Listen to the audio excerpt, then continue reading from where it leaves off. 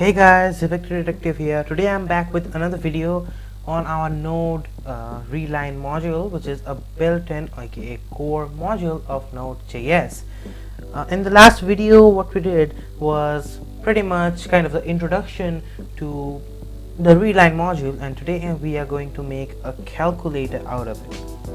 It will be pretty simple, but still it's worth doing it, I think, I hope. Now let's get started. Before we start though, I'd like to show one thing. In the video which has been given, which was a previous video, I have just provided the timestamps, so if that helps, that's kind of great. That will help you guys to watch the video part by part. For some reason chapters doesn't come into the video. If you guys got any ideas on why that is happening, that would be a great help. Secondly, we have our Readline module. No Readline tutorial, like GitHub, which is also linked in the description down below, along with the description in there. And that's and I just wanted to clarify one thing is, like, we have the .es code and you don't really need that.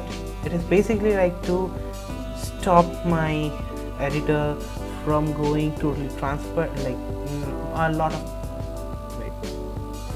from going like half transparent. That's how I tend to work, and it is kind of hard to see or how to read for normal users. I'm kind of like a crazy guy. If you already know, or if you haven't noticed, you should. Most of the eslint.rc.json, I did not explain what they did. The eslint.rc.json is not a mandatory file. You can remove it and it will work just as fine or just as well. It is just for it is just there for linting. If you don't know what linting is basically like maintaining a uniform code style, and this eslint.rc.json is basically the configuration for that. That's how I use it. If you guys don't want it, you feel free to remove it, but won't break your code.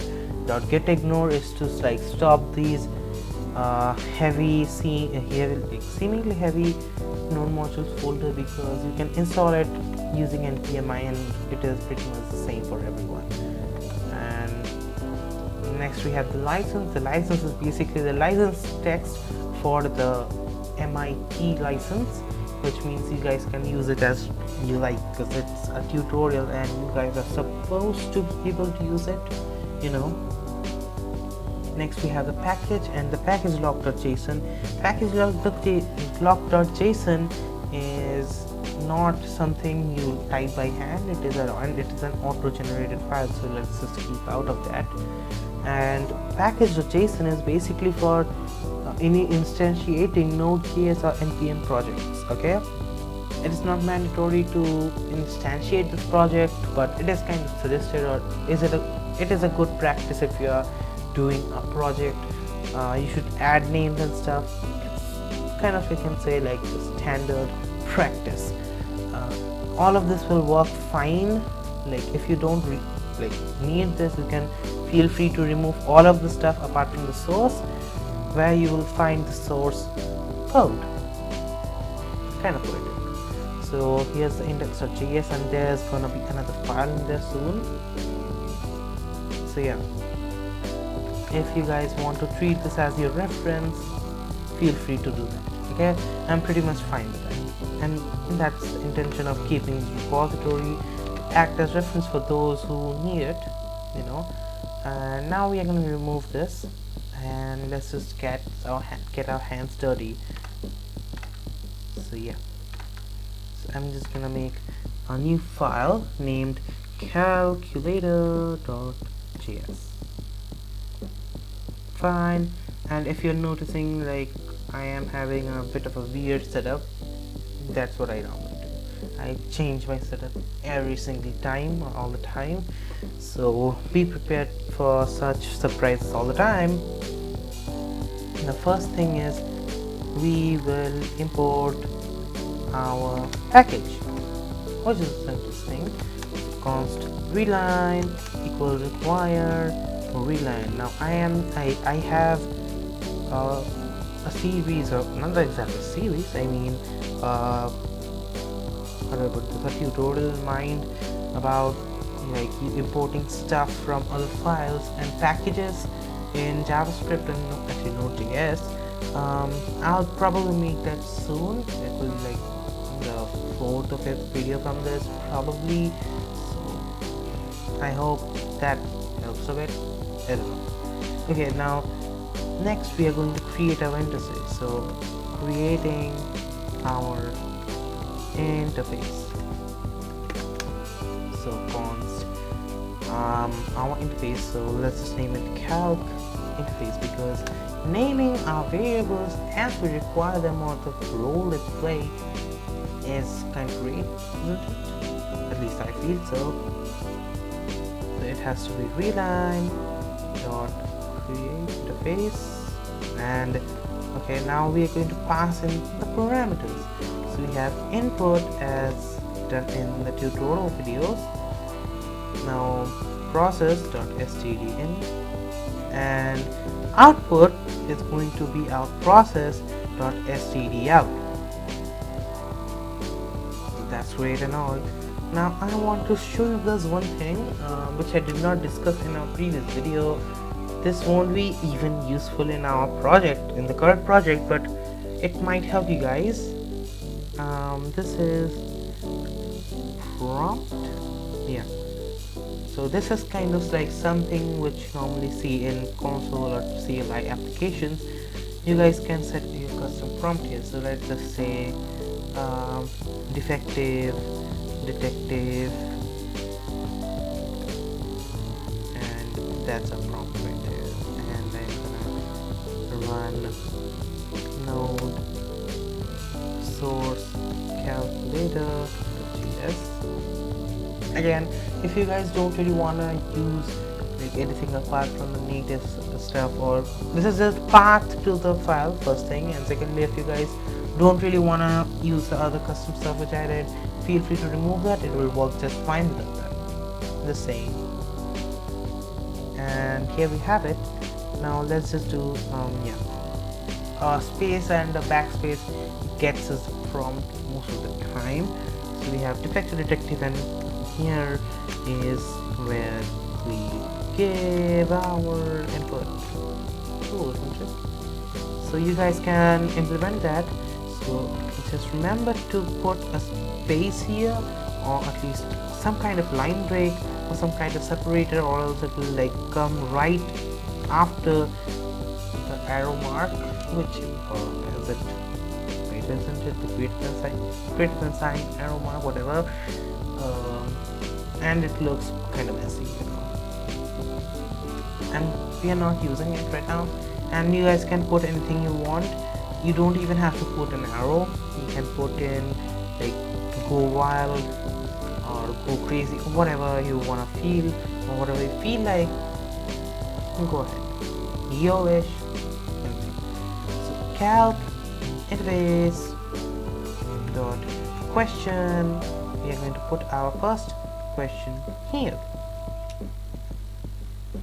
Now what's gonna be our first question? So how we're gonna work is like we are going to take the first input and check if it is a valid number. So it will be the first number, second is second one, or the second number. The second one is the operator, and third one is the number. So we are gonna do enter the first number, and like that should do it. And here's our first input. Kinda happy. And then we can just name a variable called const first number equals require.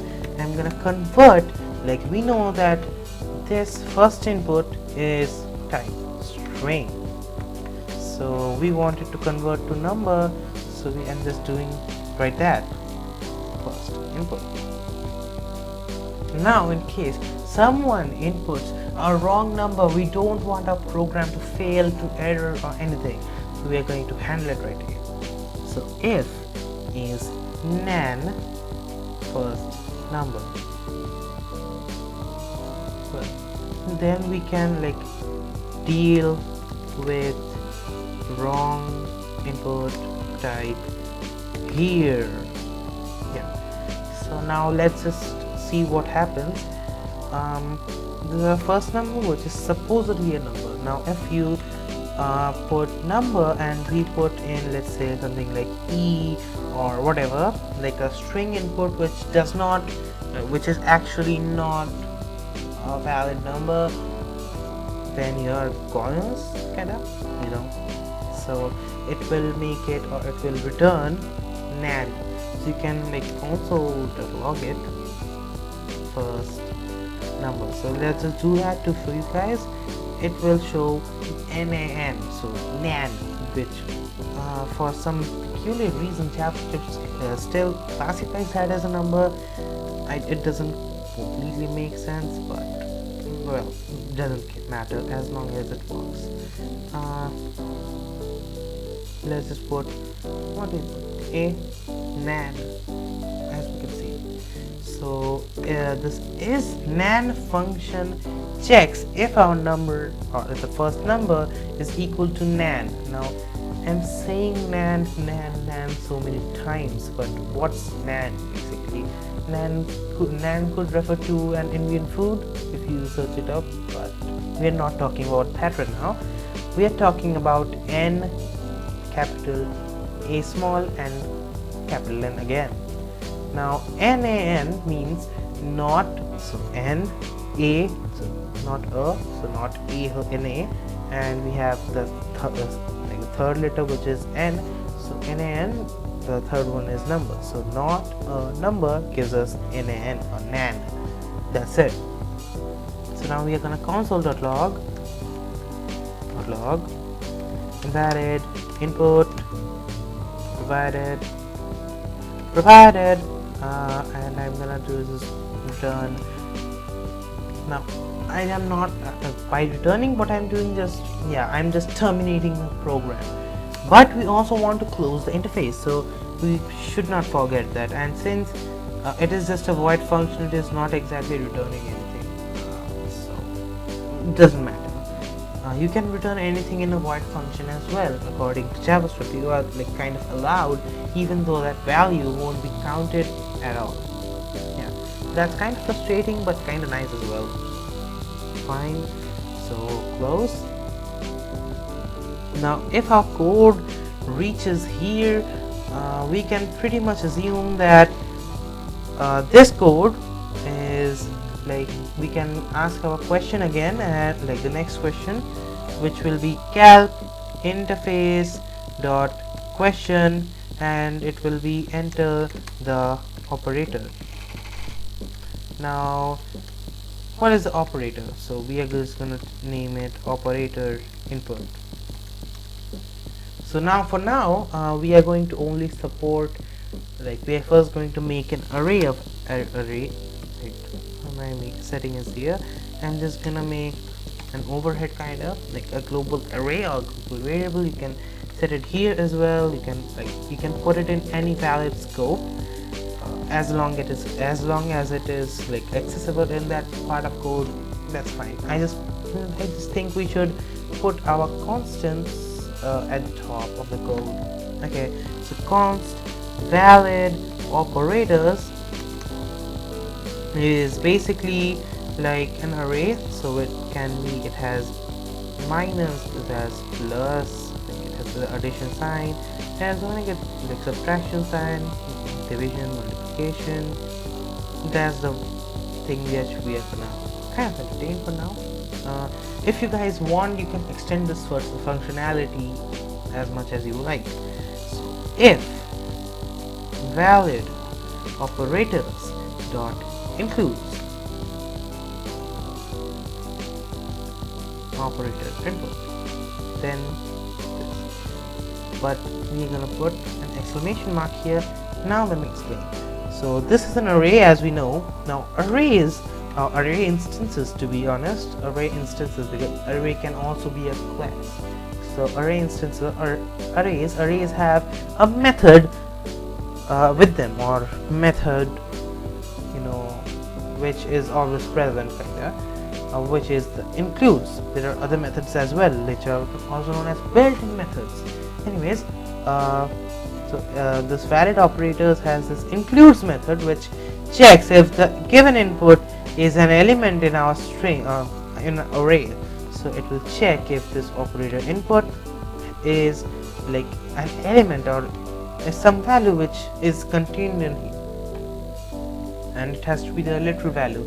Like even the casing is important, so remember that. Now in this expression, the highlighted part will give us this bracket part. This will return true if it is there. That means it is a valid expression, but then the code might get a bit spaghetti type. We just want to eliminate it if there is an invalid value. So that's why I put a not. So if it is fulfilling this condition, then the not will transform it into a false. So true becomes false, and if it is not there, so that will be a false, and false with the not becomes true, and that means if something is true, the next code block shall be executed. So we can say that this part is kind of like invalid input or invalid operator provided. Okay, and here it is invalid number provided. Yeah, you with me, guys? I hope you are still there. So now we are gonna console.log invalid operator provided, and yeah, we'll just make it invalid number provided. That's great, right? Now we need to again close the stuff. So, and we'll also need to return it so that the next part of the code does not get executed. We want to return it since we want to keep our code clean. So we'll just go with a simple, if I just picked that if it is valid, then it would be way more indented away, and I think it would look way more messy, or way messier, if you will. So this is a better way, I feel. So return calc interface dot close, and I close that. Now here we got a valid operator. Now we got two things solved. So I'm gonna question again, and what's that? The second number. I wish Windows 8 had emoji support. That I could make it look like I'm not going to lie about that. Obviously, second input, so second numerical input. That's why I'm naming it second input. Now, kind of on the similar lines as this code, and I can pretty much copy this and paste this and make some changes. This is why I like ASP. This helps me so much in so many cases with coding with JavaScript and or TypeScript. Anyway, so second number,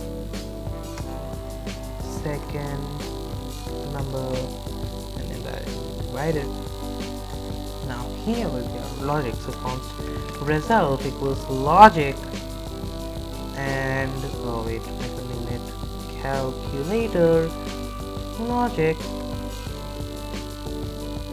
First input operator input.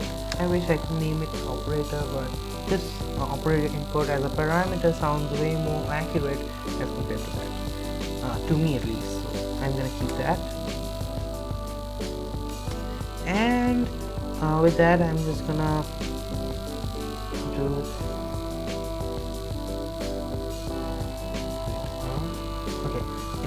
console log. I'm making a lot more typos today.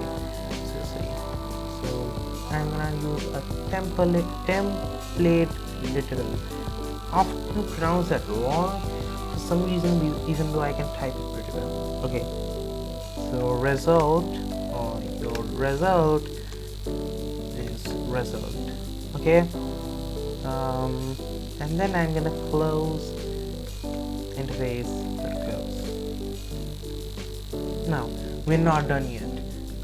If you guys are wondering, firstly, where the heck did this come out from, and secondly, why is it like squiggly lines? So there's no built-in function known as calculator logic. We are going to code a function. I'm just calling it beforehand. I just want to keep the code here kind of clean, if you will, because I hate the idea of callbacks, and like it is really detested by me, personally speaking. Now, if I'm gonna do this, I'm gonna do this to my liking so that I can keep the code clear. So first input, and we have the operator. I can name it in here. Second input. Wait, number. Wait a minute, I just found something wrong. Why am I passing in inputs? First number, and this has to be second number. And I need to put this as second input as well. Great. Now we're just gonna use some simple if else statements.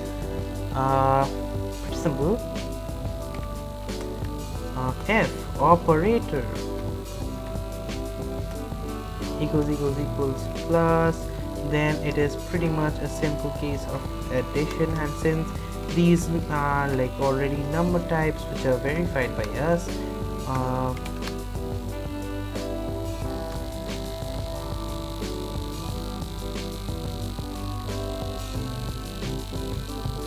so like pretty simple. First number minus second number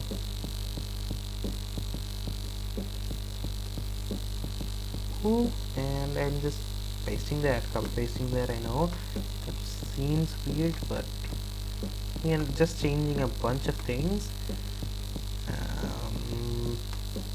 Yeah, and there's no else statement here because I'm too lazy. If you guys want to add more, you guys surely can. And that's it.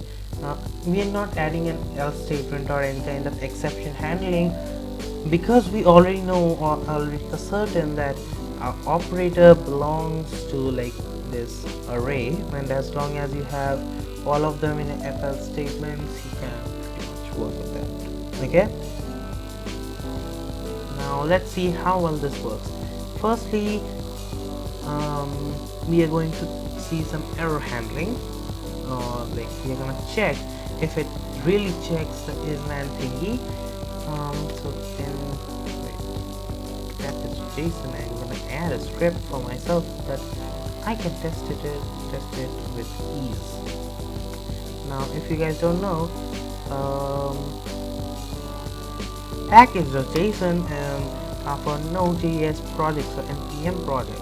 Now, you can just put like in the scripts, like it just is a JSON file having a bunch of data, and in this stuff, if you see the scripts, like from the object, if you have the scripts property, you can set, like which is an object, it has a bunch of scripts, the keys. So if you run like npm run that name, it runs those commands for you. So if you have like very complicated or just very lengthy, or if you just feel like commands, you can just run, you know, test or dev or whatever you want to name it, and it will like run it for yourself. So npm run calc is way smaller than typing, you know, node dot slash source Calculator.js, because like this is way lengthier. Even though this like npm run calc is a bit slower, that doesn't really matter. Also, I'm using git bash, so